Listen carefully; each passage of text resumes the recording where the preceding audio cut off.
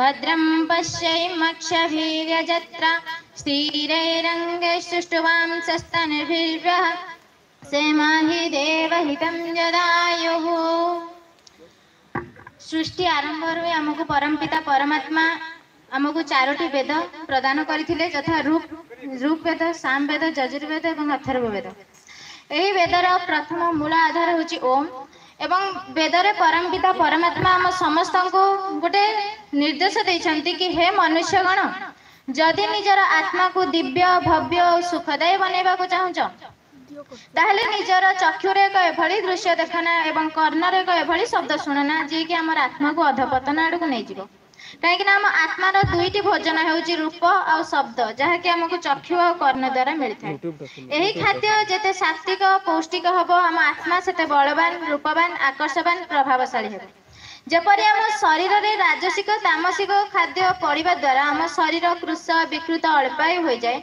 सेथिपाई वेदरे परमपिता परमात्मा आमको निर्देश देइछंती कि हे मनुष्यगण जदि निजर आत्मा को दिव्य भव्य सुखदायी बनैबा को चाहुच ताहले निजर चक्षुरे एक एभली दृश्य देखना एवं निजर कर्णरे एक एभली शब्द शुणना जहाँकि निजर आत्मा को अधपतन आड़ को नहीं जीवो।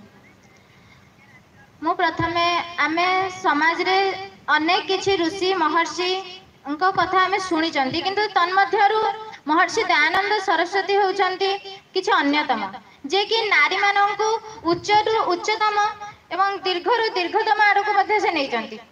जो नारी को गोटे पुरुष माने गोटे हमर पंक्ति रे कहबा को गले कि ढोल गवार शूद्र पशु नारी ये सब ताड़न के अधिकारी जो शब्द रे से उच्चारण करथिले ताको महर्षि दयानंद सरस्वती तो खंडन करथिले एवं नारी को जो आमर गायत्री मंत्र शुणिबार अधिकार दिया जाउ नथिला, गायत्री मंत्र पढ़िबार अधिकार दिया जाउ नथिला, वेद पढ़िबा वेद को शुणिबा यज्ञ करबा हवन करबा ए सब तांको बहिष्कृत करा जायथिला। तांको पुणी थरे नूतन भाव में महर्षि दयानंद सरस्वती कन्या गुरुकुल निर्माण करके पुणी थरे उद्घाटन करथिले एवं नारी माननकु पढ़िबार अधिकार देथिले। नारी माननकु से एपरि सम्मान जोथिले जेमति हमर वेदर गोटे मंत्र आसे यत्र नारीस्तु पूज्यन्ते रमन्ते तत्र देवता यत्रै तास्तु न पूज्यन्ते सर्वस्तता फलः क्रियः। माने जो परिवार रे बा जो गृह रे नारी मानकर आदर सम्मान सत्कार होइथाय सेटारे कौनसी भी कार्य निष्फल हुए ना, सब कार्य सफल होता है एवं जो नारी मानक दुख कष्ट जंत्रणा रखा जाए से समस्त कार्य निष्फल हुए।